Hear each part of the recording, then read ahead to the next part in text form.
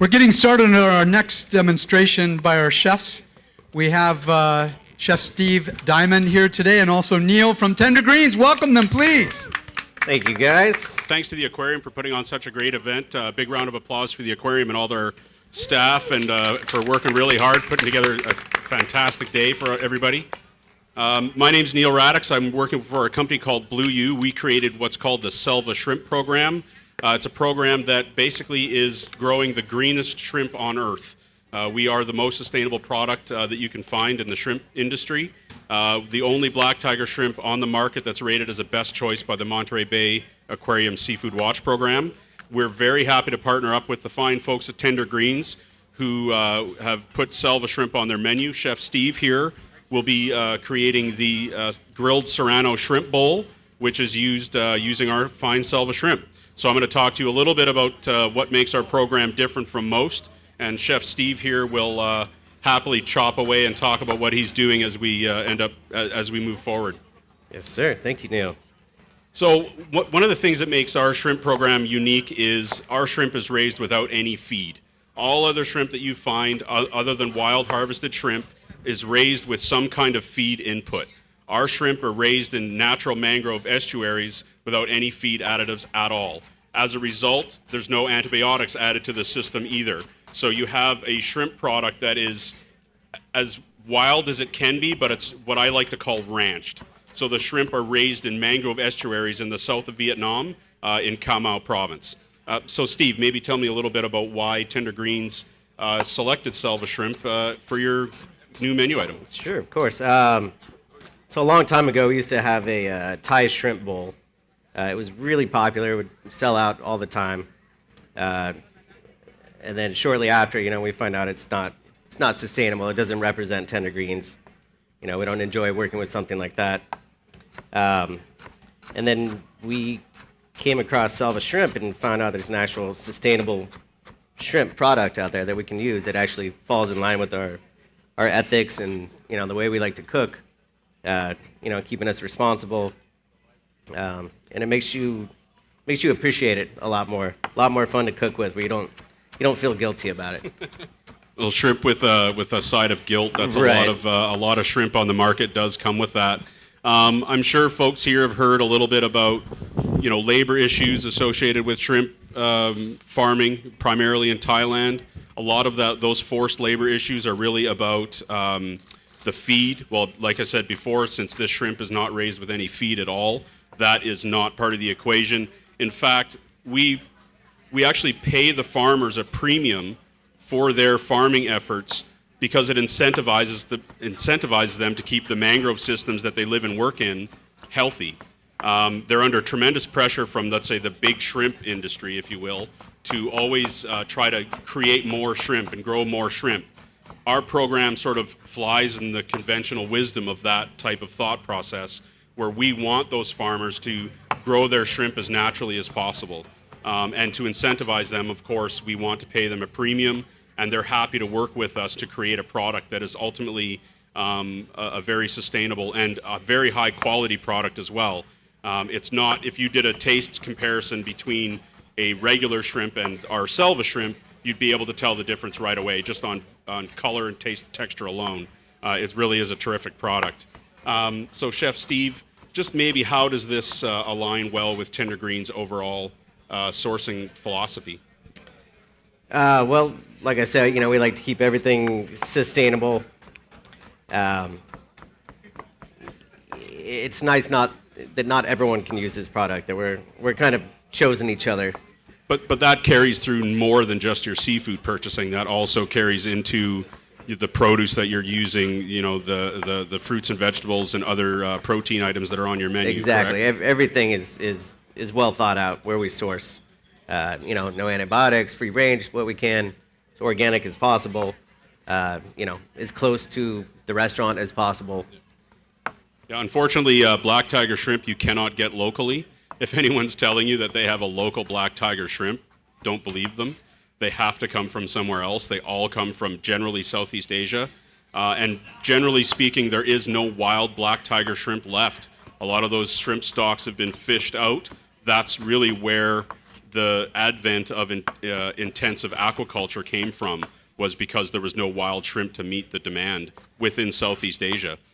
Generally speaking, wild shrimp does carry high levels of bycatch. Not all, but some. There have been some improvements made within the fishing industry to lower the amount of bycatch from shrimp, but it's still quite high. We really pride ourselves on making sure that our products are as clean as they can be. And we take it so seriously, we actually employ third-party auditors to verify and monitor our supply chain on our behalf. So we don't just come up, and work with the fine folks at Tender Greens to tell a great story. We actually have, the paperwork and all the documentation to back it up. If anyone sees a bag of Selva shrimp, there's a little 2-digit code on the back. You can go to our website, type in that code, you'll be able to see the region where your shrimp comes from. Again, all of that is vetted by a third-party auditor. The company I work for is based in Zurich, Switzerland. How do the Swiss get involved in shrimp farming in Vietnam? Largely because they want to do the right thing. And that's where, for my own personal stuff, this is really why I enjoy working and coming to events like this and working with Tender Greens, is because it lines up very much with my own personal philosophy. I want shrimp farmers to earn more for what they do. At the end of the day, does it cost consumers a little bit more? Yes, it does. But the payoff is ultimately knowing that you have a verifiable and sustainable source of where your shrimp is coming from. Like I said earlier, most shrimp is deemed as not good. This stuff, we really pride ourselves in being the only tiger shrimp that's best choice by the Seafood Watch program, the Monterey Bay Aquarium program. So Steve, maybe tell me a little bit about what you're preparing here and how you're putting everything together. Sure, of course. So this is actually on our menu right now, somewhat new dish. We are doing the fall version. We just finished summer. They're both very similar. This one is the Serrano shrimp bowl. So it's Selva shrimp. We marinate it with serranos, garlic, ground coriander, ground cumin, some, lots of garlic, salt and pepper, olive oil, lime zest, lime juice, and do that for about 24 hours. And that's the marinade. I'm going to cook some for you guys here in a second. And then there's about eight different parts of this dish right here. And so if you are interested in sampling this, swing on over to booth 13 and 14. I'll be there immediately following this, and we'll have a lot of these fantastic grilled Serrano shrimp bowls over at the Tender Greens booth. So come on over there after we're finished here, and we will be happy to give you a sample. They are delicious, I have to say, and I'm not just saying that because I'm here with Chef Steve. So Steve, maybe do you have any questions about what what do you want to know about your shrimp? Sure. I've already learned a lot now that you came all the way in from Vancouver just for this event. Really, really good guy to do this for us. It's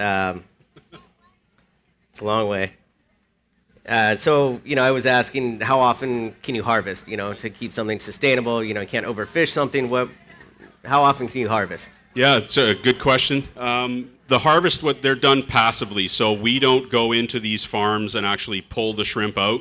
We wait for the shrimp to migrate out to us.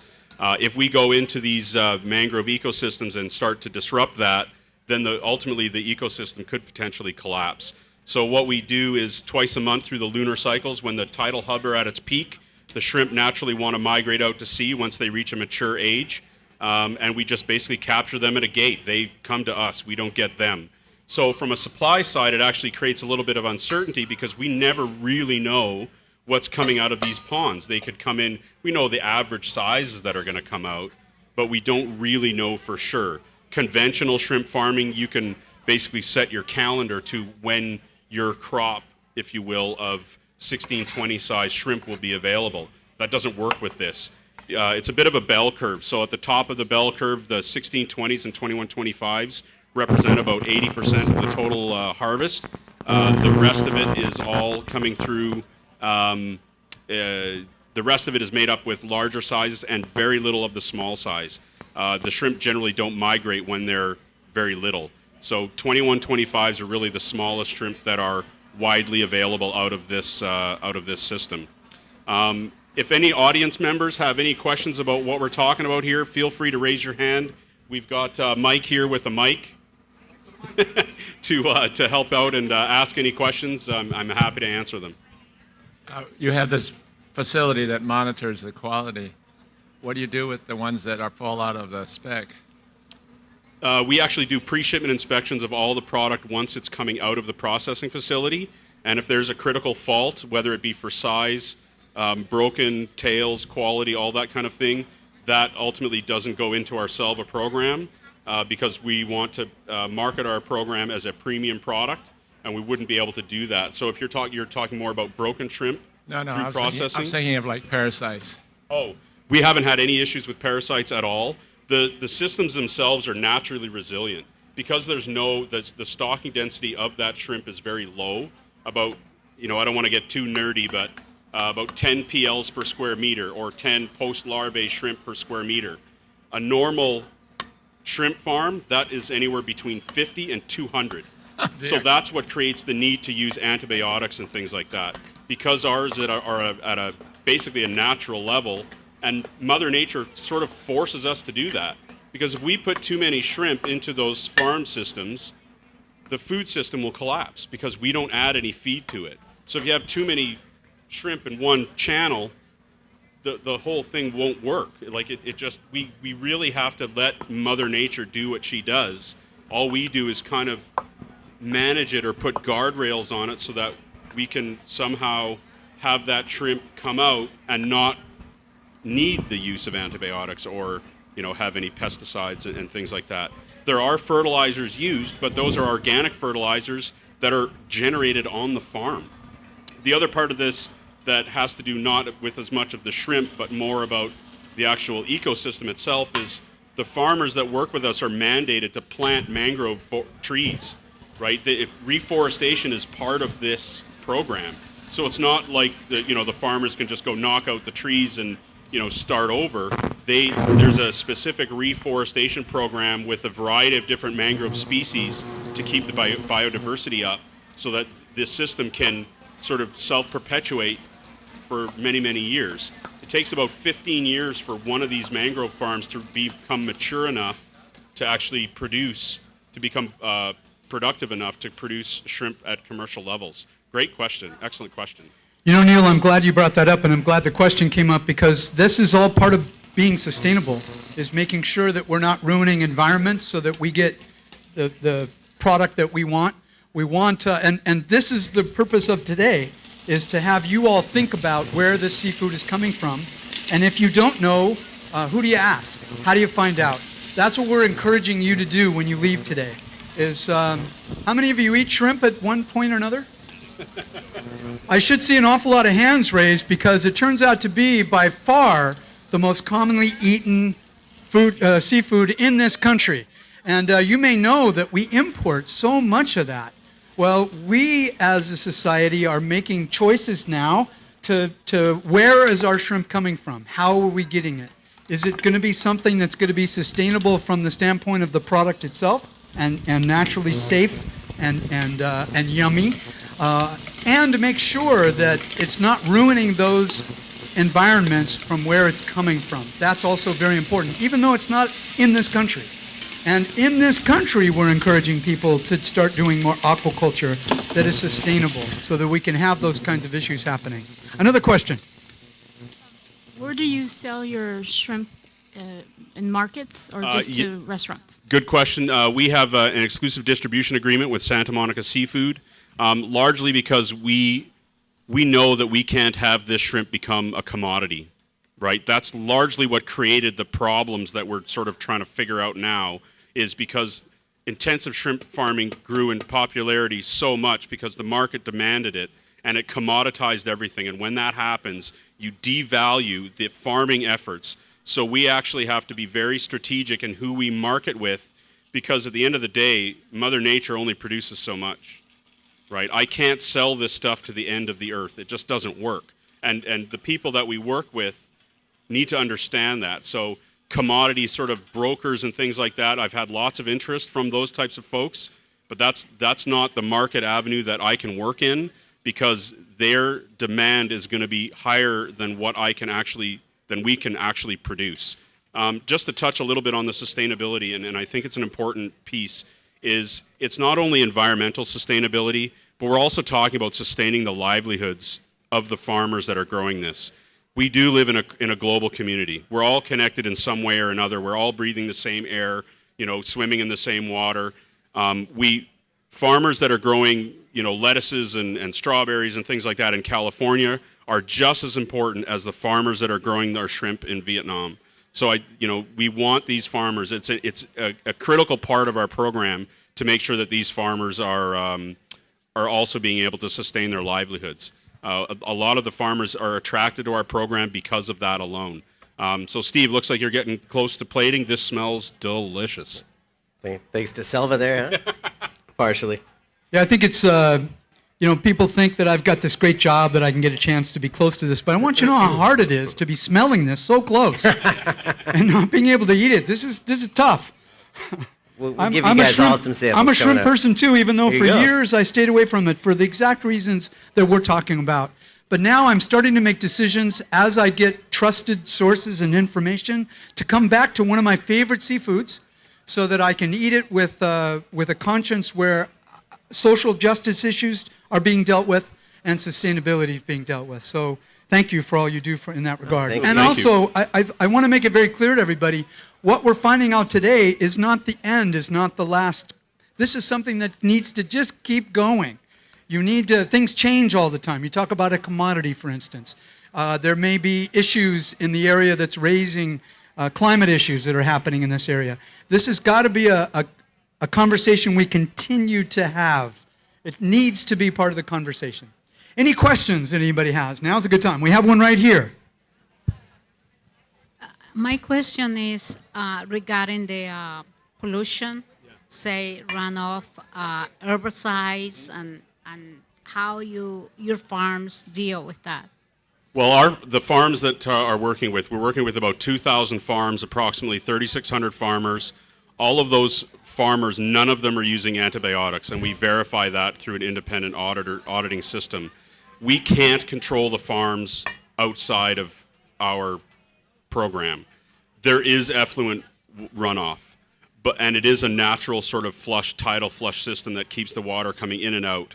So I can't stand here and say 100% that it's pollution-free, but at the end of the day, I don't think that there's a seafood product that doesn't have some kind of, there's some, not to, say anything negative about anybody here at all, but there's been, mercury concerns in tunas, pollution, there plastic in oysters, microfibers getting into the food chains.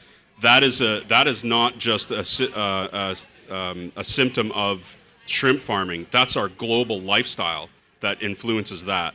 So and the same could be said for chicken or beef or lamb or pork. There's always some kind of environmental pollution that is in play. So we do everything we can to raise our shrimp as naturally as possible to mitigate as much as we can those types of systems. The only way to do that, to have it perfectly clean, would be to grow shrimp in crystal clear water. But unfortunately, biologically, those shrimp don't like that. The shrimp like muddy water full of gum, guck and goo and plant material and rotting fish, and that's what they feed on. They are bottom feeders. So in some ways, the shrimp actually can help clean up some of those areas. They don't take away the pollution, but they do their job as part of, let's say, the food web, and we just do what we can to sort of, manage that as best as we can. It's an excellent question, but one that isn't isolated to just shrimp farming alone. It's a challenge we all have to deal with, and the industry is always dealing with. Steve, how you coming? I just kept cooking. That's what we were hoping you were doing. Yeah, we did this. So this is on our menu right now at Tender Greens. This is California sprouted rice. It's got lime zest, olive oil, lime juice. We have our beautiful Selva shrimp. I said that we marinated it with all the serranos, garlic, chilies.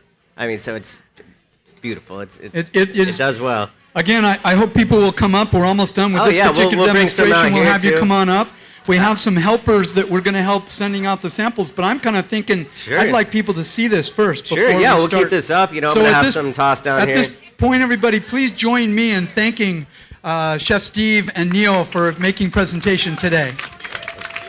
And please come on up and take a look, and then very soon, after you all take a look, we're going to start sending out some samples. Again, Neil, Steve, thank you so much. Thank Welcome, you guys. thank you. Thank you guys.